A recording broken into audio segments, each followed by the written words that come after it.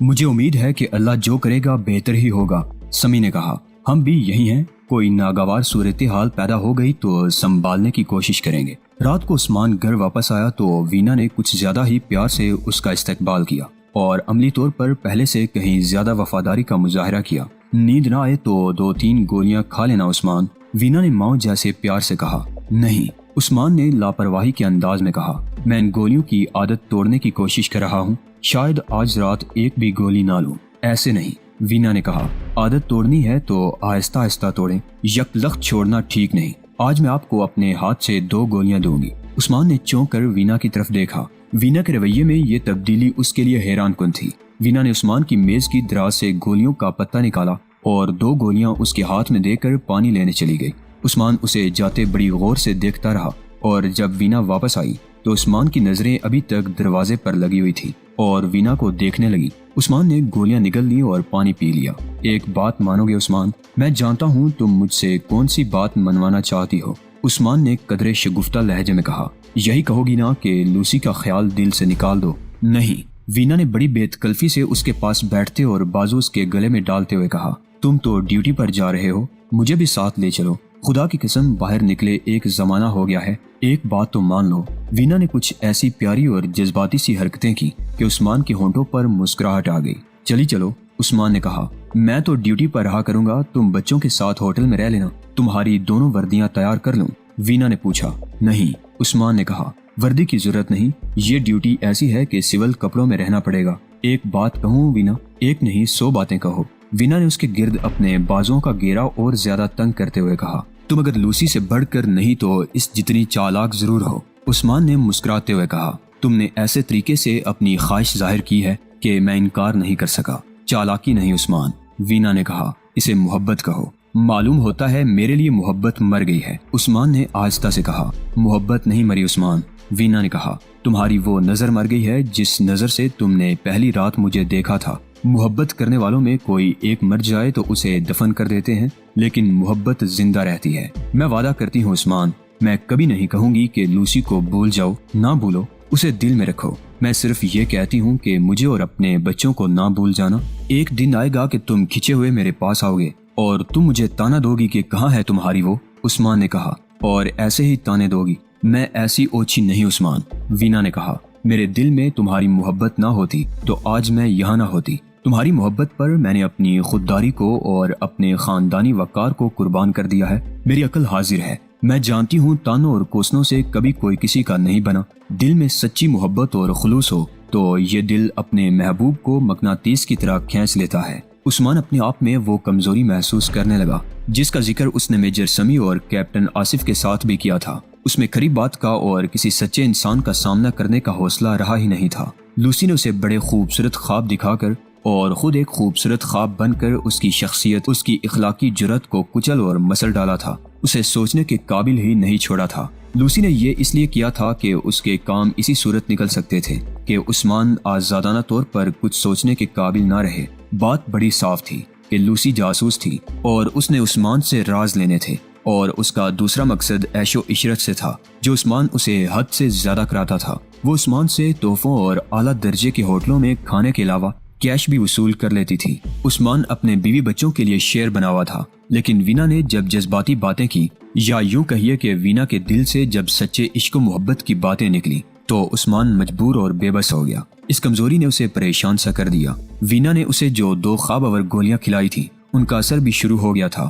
وہ جمائیاں لینے لگا تو وینا نے اسے سلا دیا جیسے ماں بچے کو سلا دیتی ہے۔ اگلا دن کراچی جانے کی تیاریوں میں گزر گیا۔ انہوں نے فیصلہ کیا کہ اپنی گاڑی پر کراچی جائیں گے۔ وینا نے اسے کہا کہ سندھ کے علاقے میں سے گزرنا خطرناک ہو سکتا ہے۔ اکثر خبریں آتی ہیں کہ ڈاکو نے ایک کار کو روک لیا اور لوٹ کر غائب ہو گئے۔ کوئی ڈاکو ایسی جرت نہیں کر سکتا، عثمان نے کہا۔ میں اپنا ریوالور ساتھ لے جا رہا ہوں، 2 نالی بندوق بھی لے چلتے ہیں، ضرورت پڑی تو میں ریوالور فائر کروں گا اور تم بندوق چلانا۔ چلے ہوئے کارتوس نکال کر دونوں بیرلوں کو بھی لوڈ کرنا جانتی ہو۔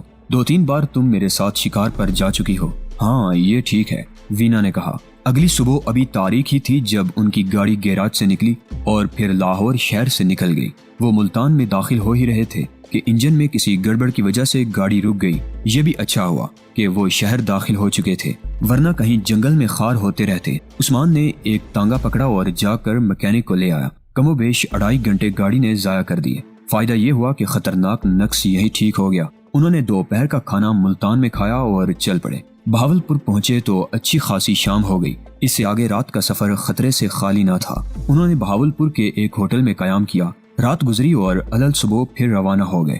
گاڑی سندھ کے وسط تک پہنچی تو دور دور تک کسی اور گاڑی کا نام و نشان نہیں ملتا تھا۔ کوئی اکی دکی ٹریکٹر ٹرالی نظر آتی تھی جو گرد اڑاتی قریب سے گزر جاتی تھی۔ کاروں والے کراچی سے پشاور تک شوقیہ کاروں پر سفر کیا کرتے تھے، لیکن اب وہ بات نہیں رہی تھی۔ سندھ ڈاکے اور اغوا کی وارداتوں کا صوبہ بن گیا تھا۔ آئے دن خبریں ملتی تھیں کہ گاڑی روکی گئی، لوٹی گئی یا گاڑی والوں کو اغوا کر لیا گیا۔ عثمان نے ریوالور لوڈ کر کے اپنے سامنے ڈیش بورڈ پر رکھ لیا۔ وینا نے بندوق کی دونوں نالیوں میں کارتوس ڈال لیے اور بندوق اپنے گھٹنوں کے درمیان کھڑی کر لی۔ اب گاڑی اس علاقے میں جا رہی تھی جہاں دونوں طرف درختوں کے جنگلات تھے۔ گاڑی ایک موڑ سے مڑی تو کم و بیش 100 گز دور 3 آدمی سڑک کے کنارے کھڑے تھے۔ انہوں نے عثمان کی گاڑی کی طرف دیکھا اور تینوں ادھر منہ کر کے سڑک کے درمیان آ گئے۔ ایک آدمی کے کندھے کے ساتھ کلاشن کوف لٹک رہی تھی، دوسرے نے رائفل لاٹھی کی طرح ہاتھ میں لے رکھی تھی اور تیسرے کے ہاتھ میں ریوالور تھا۔ ان تینوں ہتھیاروں میں سے کسی ایک کی بھی نالی گاڑی کی طرف نہیں تھی۔ گاڑی اپنی رفتار پر چلتی جا رہی تھی۔ درمیان والے آدمی نے ہاتھ اوپر کر کے رکنے کا اشارہ کیا۔ ہوشیار ہو جاؤ وینا، عثمان نے وینا سے کہا۔ بندوق باہر نکال کر اندھا دھند فائر کر دو، پہلے ایک پھر دوسرا کارتوس فائر کرنا۔ پرواہ نہیں بندوق کا منہ کس طرف ہے۔ ان کے دونوں بچے پچھلی سیٹ پر تھے۔ چھوٹا بچہ سویا ہوا تھا اور بڑا بچہ پچھلی سیٹ پر کھڑا پیچھے دیکھ رہا تھا۔ گاڑی اور ان 3 آدمیوں میں 15-20 گز کا فاصلہ رہ گیا جب عثمان نے ریوالور باہر کر کے فائر کیا۔ اس کے ساتھ ہی وینا نے ایک نالی کا کارتوس فائر کیا۔ اس کے فوراً بعد دوسرا کارتوس بھی فائر کر دیا۔ تینوں آدمی اس قدر تیز دائیں اور بائیں کو بھاگے جیسے وہاں تھے ہی نہیں۔ وینا نے بڑی تیزی سے 2 اور کارتوس لوڈ کر لیے۔ عثمان نے اس جگہ سے جس جگہ آدمی کھڑے تھے گزرتے ریوالور کا سلنڈر خالی کر دیا اور اس کے ساتھ ہی ایکسیلیٹر پر پاؤں دبایا تو رفتار کی سوئی 130 کلومیٹر سے بھی آگے نکل گئی اور اس رفتار پر گاڑی نے موڑ جو کاٹا تو پہیوں کی چیخوں نے سندھ کی زمین کو ہلا ڈالا۔ اللہ کا شکر ادا کرو وینا، عثمان نے کہا۔ اس کی ذات باری نے بال بال بچا لیا۔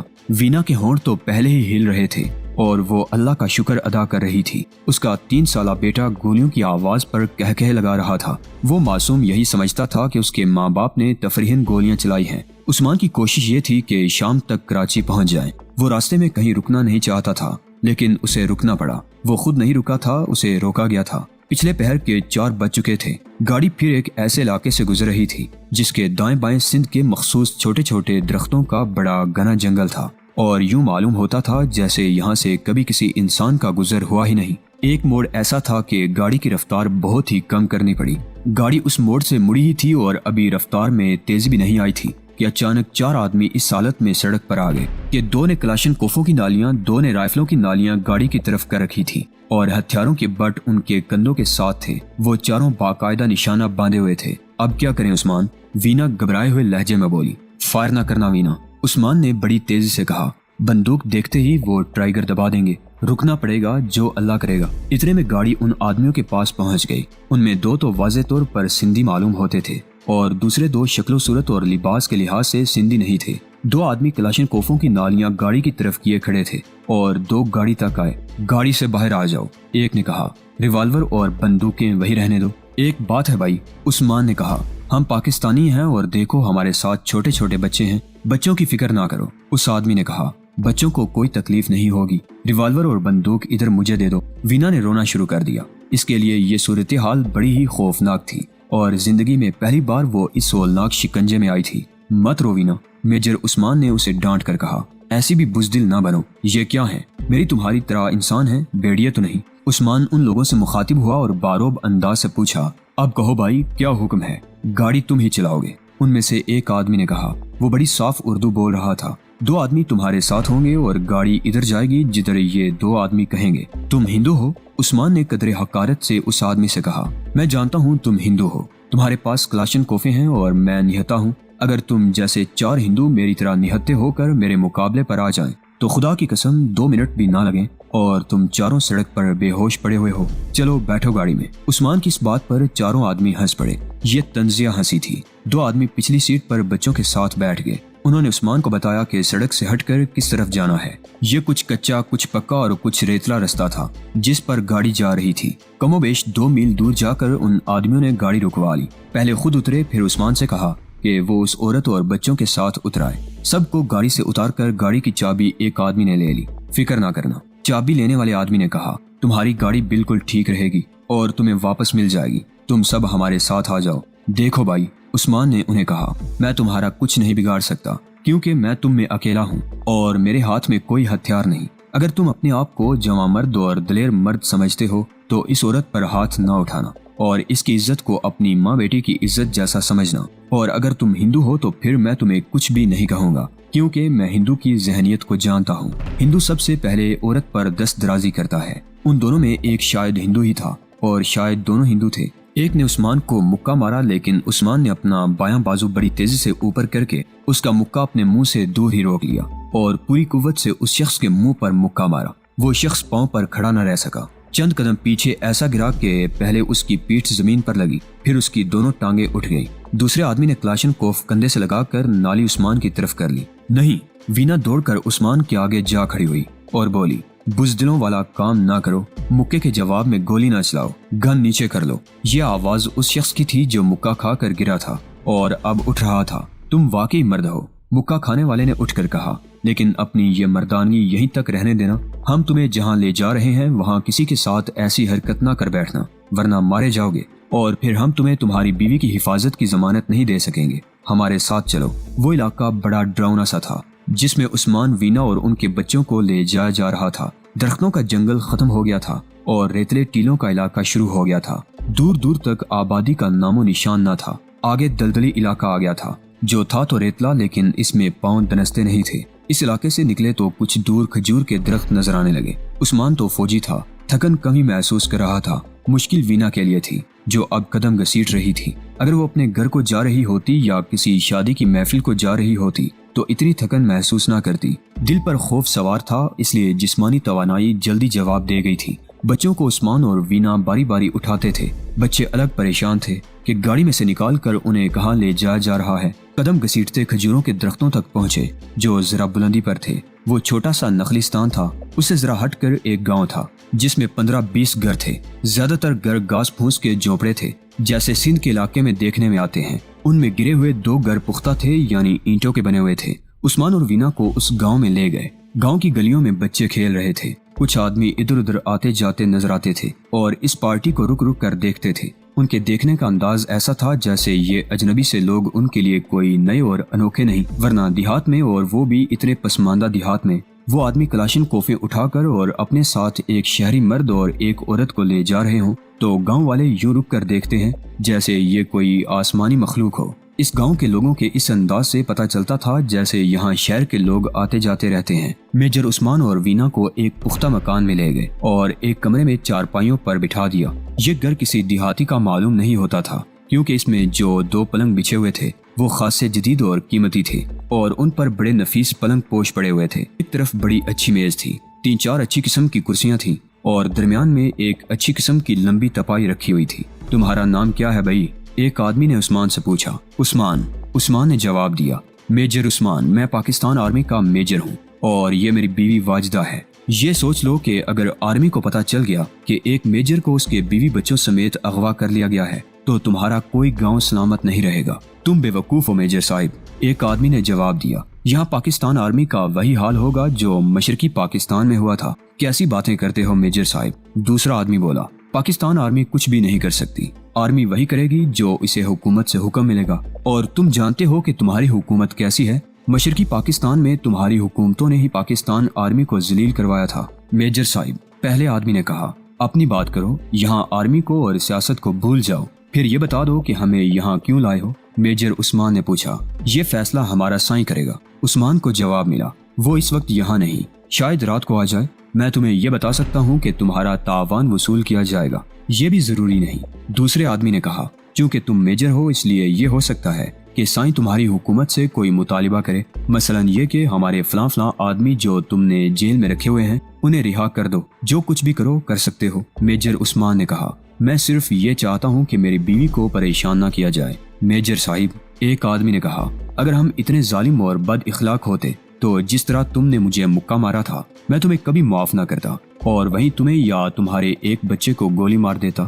باقی باتیں ہمارے سائیں سے کر لینا، ہم تمہارے کھانے کا بندوبست کرتے ہیں۔ تھوڑی ہی دیر بعد عثمان اور وینا کے آگے کھانا رکھا ہوا تھا۔ یہ دیکھ کر عثمان کو کچھ حیرت سی ہوئی کہ اس کھانے میں گوشت تھا، سبزی الگ اور دال الگ تھی اور تازی پکی ہوئی روٹیاں تھیں۔ اس سے اندازہ ہوتا تھا کہ اس مکان میں رہنے والا شخص جسے وہ لوگ سائیں کہتے تھے کوئی صاحب حیثیت آدمی ہے، ورنہ اتنے دور افتادہ صحرائی گاؤں میں اتنا اچھا کھانا کوئی خواب میں بھی نہیں دیکھ سکتا۔ عثمان کا چھوٹا بچہ تو ابھی ماں کا دودھ پیتا تھا، بڑے بچے کے لیے گلاس میں دودھ آ گیا۔ کھانا کھاتے ہوئے عثمان وینا کو تسلی دلاسا دیتا رہا اور اسے بتاتا رہا کہ یہ لوگ تعاون مانگیں گے، اگر بے تحاشا نہ مانگا تو میرے گھر سے انہیں مل جائے گا۔ سورج غروب ہو جانے کے 1.5-2 گھنٹے بعد ایک ادھیڑ عمر آدمی اس کمرے میں داخل ہوا جس میں عثمان اور وینا کو بٹھایا گیا تھا۔ چھوٹا بچہ جو ابھی دودھ پینے کی عمر میں تھا کچھ بھی نہیں سمجھ رہا تھا، لیکن بڑا بچہ محسوس کر رہا تھا کہ انہیں کسی غلط جگہ لے آئے ہیں۔ وہ بار بار کہتا تھا امی گھر چلو۔ یہ ایک اور پریشانی تھی،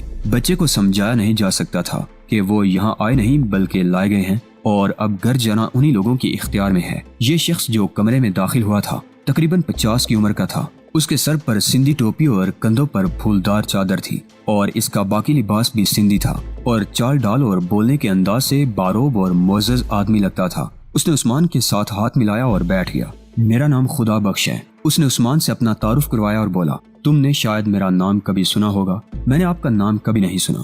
عثمان نے اسے آگے نہ بولنے دیا اور کہنے لگا میں صرف یہ جاننا چاہتا ہوں کہ ہمیں کیوں پکڑ لیا گیا ہے۔ آپ مسلمان ہیں اور میں آپ کو اپنا باپ سمجھتا ہوں، ہمارے متعلق آپ نے جو فیصلہ کرنا ہے وہ ذرا جلدی کر دیں۔ جلدی کر دیں گے سائیں، خدا بخش نے کہا۔ جلدی کر دیں گے، کیوں گھبراتے ہو؟ اپنے گھر میں بیٹھے ہوئے ہو۔ یہ وہی خدا بخش تھا جس کے متعلق لوسی کو راما راؤ نے بتایا تھا کہ ان کے گروہ کا کرتا درتا ایک سندھی ہے جس کا نام خدا بخش ہے۔ خدا بخش کوئی وڈیرا تو نہیں تھا، نہ ہی وڈیرے اس طرح میدان میں آتے ہیں۔ یہ شخص مجرمانہ ذہنیت رکھتا تھا اور یہی اس کی طاقت تھی۔ سندھ کی سرحد کے ساتھ ساتھ دونوں طرف کے ڈاکو اور اسمگلر اس کے مرید تھے اور دوست بھی تھے۔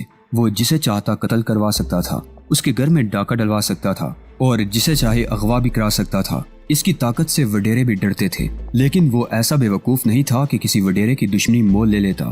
وڈیروں کے ساتھ اس کی پکی یاری تھی اور جب سے سندھ میں علیحدگی پسندوں نے اپنی بے تاج بادشاہی قائم کر دی تھی خدا بخش اس محاذ میں شامل ہو گیا تھا۔ اب اس طرح ہوگا میجر عثمان، خدا بخش نے کہا، تم الگ کمرے میں رہو گے اور تمہاری بیوی اور دونوں بچوں کو الگ کمرے میں رکھا جائے گا۔ یہ کیوں؟ میجر عثمان نے پوچھا اور کہنے لگا میرے بیوی بچوں کو میرے ساتھ رہنے دے، ورنہ یہ الگ روتی رہیں گی اور میں الگ پریشان رہوں گا۔